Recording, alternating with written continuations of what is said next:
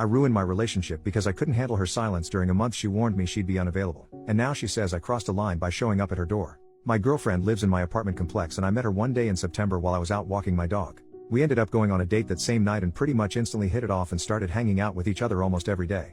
We would spend whole days together on weekends and we did so many fun things together.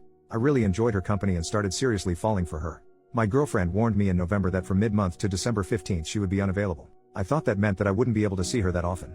I didn't know that it meant communication from her would become almost non-existent. She stopped texting me the usual "I miss you" or saying "good night handsome." It started going longer between texts.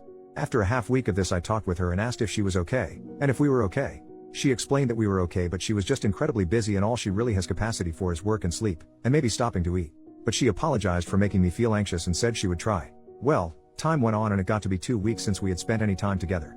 I had gotten to see her a handful of times for maybe 5 minutes in passing. Then my texts and calls started going unanswered. She had told me the last time we were able to speak on the phone that if I ended up getting off early enough on the following Saturday that I could come over for a bit and we could hang out. I called her that night and it rang to voicemail. I walked my dog when I got home and when I walked by her apartment I saw that all of her lights were off. So when I got home I texted that it looked like she passed out and I hope she got some good sleep. I didn't hear back for 3 full days. It didn't look to me like her car ever moved out of her driveway. I never saw lights on passing by her house. I started to get worried about her because I know she struggles with certain health issues, is super stressed and hates her job. It seems like she suffers from symptoms of depression. So I texted her just saying I wanted to check in on her and it makes me feel worried when I don't hear back for this long from her. I still didn't hear anything that day. By the following day I was extremely worried about her. I couldn't think about anything else. I reached out to her best friend and asked when the last time that she had heard from her was. She told me it was the prior week. I expressed my worry and said I wanted to give her space but that I was getting worried and I was thinking about going to check on her. Her friend told me that 4 days is plenty of space and that I should go check on her. I went home on my lunch break, and I walked over to her house. My anxiety was in my throat. It was still dark in her house from what I could see. Her blinds were all closed. I knocked on the front door. No answer. I rang the doorbell. No answer. I knocked again a bit harder. No answer. I rang the doorbell again. No answer. I knocked hard enough that I felt like she would be able to hear it from the bedroom. No answer. I had my phone out with her text message up and I start seeing the typing bubble. I am on AF King client call, stop knocking.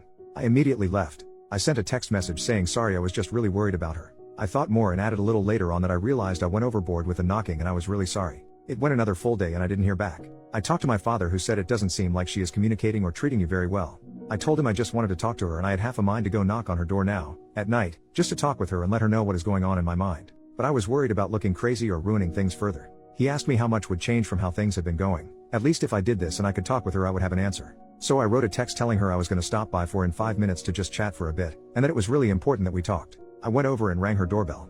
No answer. So I went home and wrote a text telling her how much I liked her, and how this whole situation was making me feel. How I was feeling like I was being ignored and being treated less than. How I needed at least some communication.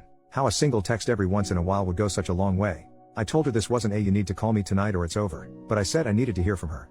I woke up the following morning to see she had sent me a long text around 4 a.m. telling me how busy she has been, which I knew. How she has barely had capacity to even get to her desk.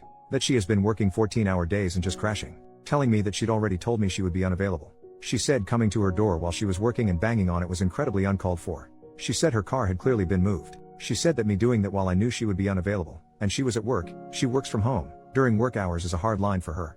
I didn't know that unavailable meant zero contact or being able to see her at all. But regardless, in one fell swoop I ended my relationship with someone I cared about deeply. All because I couldn't get a grip on my anxiety and be patient. Update, 10 days later, my last post kinda blew up so I figured some people might appreciate an update. I mentioned at the end of my original post that she had sent me a long text the following morning telling me how much I had messed up and crossed a hard line.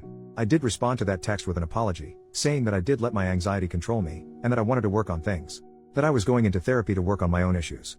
She didn't explicitly say that we were over, so I asked her for clarification on where we stood, if she was done. I said, outside of that, I would not contact her until I heard back from her. As of today it has been 12 days, she has not responded to me at all.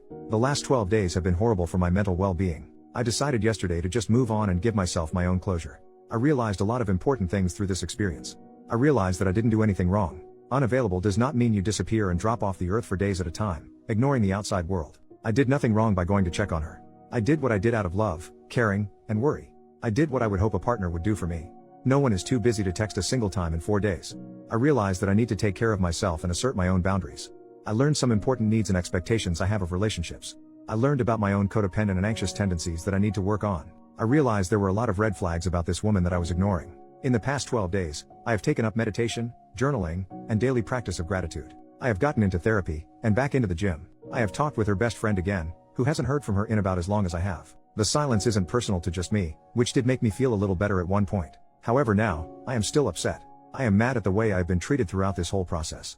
I know this is an extremely busy time for her, and I know she is struggling, but I still have needs and she decided to be my girlfriend. Needs that she is apparently, for any reason, incapable of meeting. Leaving someone who loves and cares about you in the dark for 12 days, when you live a 3-minute walk from each other, is unkind at best. I still don't know what is going on in her head, and I don't know if I ever will. I would still be open to talking with her, and hearing her out. I am extremely unlikely to take her back though. I deserve better. I think my biggest realization is that I can give myself closure, I can detach and take care of myself, and still love her and others around me. I wish I could snap my fingers and be over her, but I know it is going to take a little bit. Thank you for all the assurance, kind words, and those who reached out to support.